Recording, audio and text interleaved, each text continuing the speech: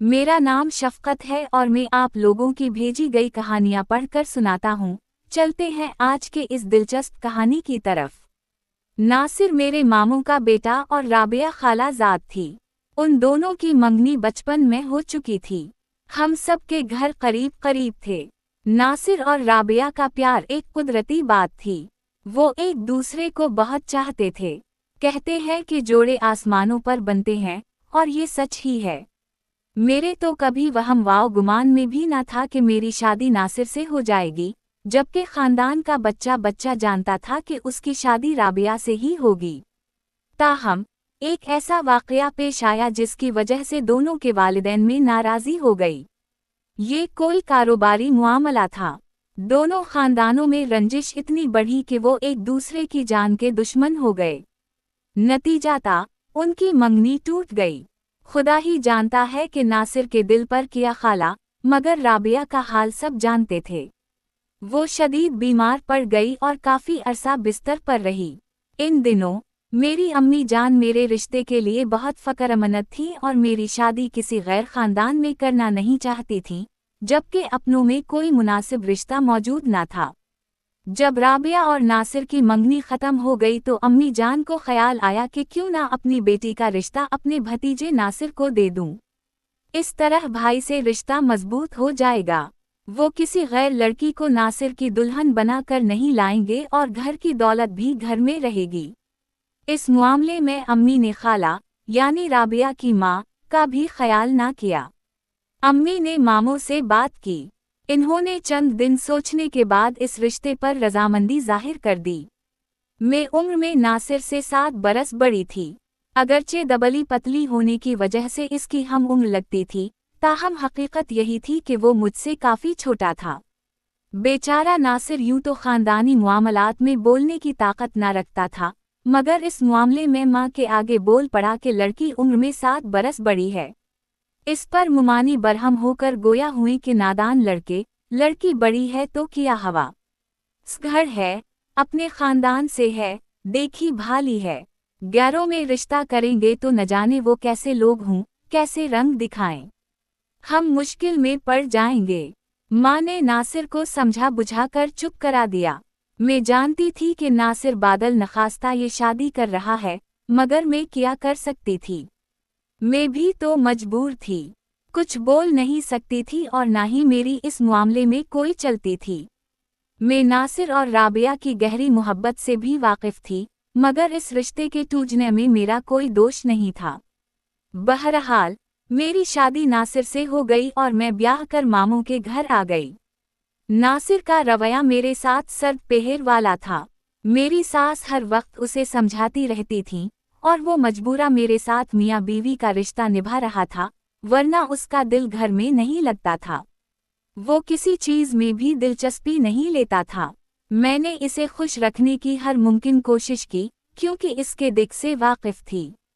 वो मुझसे बेरुखी बरतता तो भी मैं उफ ना करती, कोई शिकवा ज़बान पर ना लाती। मैं जानती थी कि वो एक मजबूर इंसान है। मुझे अपने मामू के घर खाने पीने या रुपए पैसे की कोई तकलीफ ना थी, सिवाय इसके कि नासिर की सर्द पेहर कभी कभार दिल आज़ारी कर देती थी। ताहम मैं यही समझती थी कि कभी ना कभी वो राबिया की याद को दिल से भला ही देगा, क्योंकि अब वो इसकी हो नहीं सकती थी। मेरी सास का ख्याल था कि जब बच्चे होंगे तो नासिर के दिल में मेरे लिए मोहब्बत पैदा हो जाएगी। साल बाद अल्लाह ने हमें एक बेटा दिया। सब घर वाले खुश थे, मेरे मैके वाले भी और ससुराल वाले भी। नासिर भी बज़ाहिर खुश नज़र आता था, मगर उसके मिजाज में जो बेजारी जहर की तरह रच बस गई थी, वो अब भी बाकी थी। कुछ अरसे बाद मेरे मामू और खाला में शकर रंजी दूर हो गई और नासिर ने राबिया के यहाँ आना जाना शुरू कर दिया। अगरचे ये बात मुझे और मेरी सास को पसंद ना थी, फिर भी हम नासिर की गसीली तबीयत की वजह से उसे रोक ना सके। जब वो राबिया के घर जाकर बैठने लगा तो मेरे मामू और मेरे मैके वालों ने भी इस बात को महसूस किया। इन्होंने नासिर को रोका तो वो सबसे उलझ पड़ा और घर छोड़ने की धमकी दे दी। इस डर से कि बात तूल ना पकड़ जाए, सब चुप हो गए। राबिया के घर वाले भी खूब जानते थे कि नासिर सिर्फ राबिया की खातिर आता है, मगर इन्होंने उसे ना रोका। उल्टा राबिया की अम्मी इसकी ज्यादा आओ भगत करने लगें। मेरी अम्मी जानती थी कि वो ऐसा क्यों कर रही हैं, क्योंकि अम्मी ने मेरा रिश्ता नासिर को दिया था। अब वो इंतकामा उसे अपने घर बिठाए रखती थीं, क्योंकि इस बात से मुझे तकलीफ होती थी। भला कौन सी बीवी चाहेगी कि उसका शौहर अपनी साबिका मंगेतर और महबूबा के घर बैठा रहे। अब नासिर का रवैया मुझसे मजीद खराब हो चुका था। वो मुझसे कलाम तक करना पसंद नहीं करता था। मैं अंदर ही अंदर घलती जा रही थी। वो ऑफिस से आकर खाने के बाद आराम करने के बजाय राबिया के घर चला जाता और रात गए उस वक्त वापस आता जब सब सो चुके होते। सभी को खबर हो गई थी कि राबिया और नासिर का रोमांस दोबारा शुरू हो गया है। अम्मी ने जाकर खाला जान से एहतजाज किया, यहाँ तक कि मैंने खुद राबिया के वालिद से फरियाद की, मगर इन्होंने हमारी किसी बात को कोई अहमियत ना दी। ऐसा लगता था कि सब कुछ सोचे समझे मंसूबे के तहत हो रहा है। जब मैंने नासिर से खलकर एहतजाज किया तो उसने मुझ पर हाथ उठा लिया। बात बढ़ गई और अम्मी मुझे आकर अपने घर ले गईं। जब मुआमला हद से बढ़ने लगा तो मेरे सर साहब को मदाखलत करना पड़ी। इन्होंने मेरे खालू से कहा कि ये मुआमला अब यहीं ख़त्म होना चाहिए। नासिर की शादी हो चुकी है और किस्मत का यही फैसला था। हम इस फैसले को बदल नहीं सकते, लिहाजा आप राबिया और नासिर को रोकें। इस पर खालू जान ने जवाब दिया कि आप अपने बेटे को खुद रोक लीजिए, हम उसे अपने घर आने से कैसे मना कर सकते हैं। जाहिर है नासिर किसी की सुनने वाला ना था। हम इसे रोकते भी तो वो ना रुकता, और ये बात बड़े खालू जानते थे। गोया वो अब हमारी बेबसी का तमाशा देखना चाहते थे। जब खानदान वालों ने हालात को हद से ज्यादा बिगड़ते देखा तो कुछ बुजुर्गों ने मदाखलत की। इस पर खालू जान ने फैसला किया कि वो नकल मकानी कर जाएंगे, लिहाजा वो पेशावर चले गए।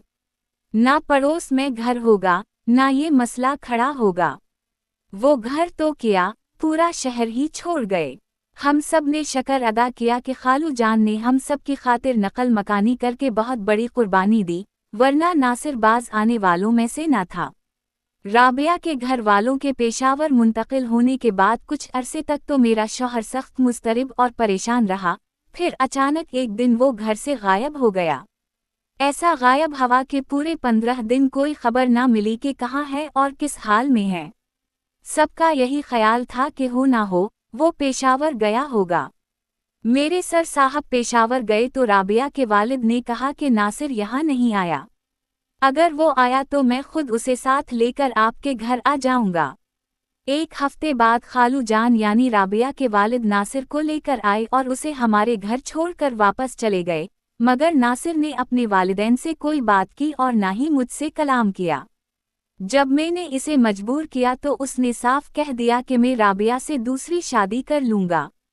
वो मेरी मंगेतर थी। वालिदैन ने अपने झगड़ों में मुझे किस बात की सज़ा दी थी, जो मेरी मोहब्बत को मुझसे छीन लिया। मुझे अब किसी की परवाह नहीं। अगर तुम मेरे साथ नहीं रहना चाहती तो अपने वालिदैन के यहाँ जा सकती हो। इसके बाद वो चंद दिन बमुश्किल खुद पर जबर कर सका, फिर इत्तला दिए बगैर घर से चला गया। इस बार तो सर साहब ने भी कह दिया कि अब जो मर्जी आए वो करे, मैं कब तक इसके पीछे भाग सकता हूँ। नासिर के दिल में जो था उसने वही किया। इसने राबिया से शादी कर ली। राबिया के वालिदैन ने भी मेरा कोई ख्याल ना किया और बखुशी अपनी बेटी सौतन बनाकर ब्याह दी। इन्हें अपनी बेटी की खुशी मेरी खुशियों से ज्यादा अजीज थी, और भला क्यों ना होती। जब मेरी माँ ने सगी खाला होकर अपनी भांजी का कोई ख्याल ना किया तो वो क्यों करते। अगर हम भी चंद दिन सब्र कर लेते तो उनकी सुलह हो ही जाती। अम्मी ने भी तो मेरा नसीब जगाने में जल्दबाजी का मुजाहिरा किया था। ऐसी जल्दबाजी के नसीब के दर खलने के बजाय बंद हो गए। नासिर ने दूसरी शादी के 6 माह बाद मुझे तलाक भिजवा दी ताकि मैं अपनी नई जिंदगी शुरू करने के लिए आज़ाद हो जाऊं, मगर मैं आज़ाद होकर भी आज़ाद ना हो सकी और दूसरी शादी ना कर सकी। अपने बेटे की खातिर मैंने 12 बरस गुजार दिए। नासिर राबिया के साथ बहुत खुश और मुतमईन जिंदगी गुजार रहा है। अजुड़ी तो मैं, जो ना इधर की रही ना उधर की। शायद इसकी वजह राबिया से नासिर की मोहब्बत के अलावा ये भी थी कि मैं अपनी खावनद से 7 बरस बड़ी थी और लोगों का कहना था कि ये बेजोड़ शादी थी।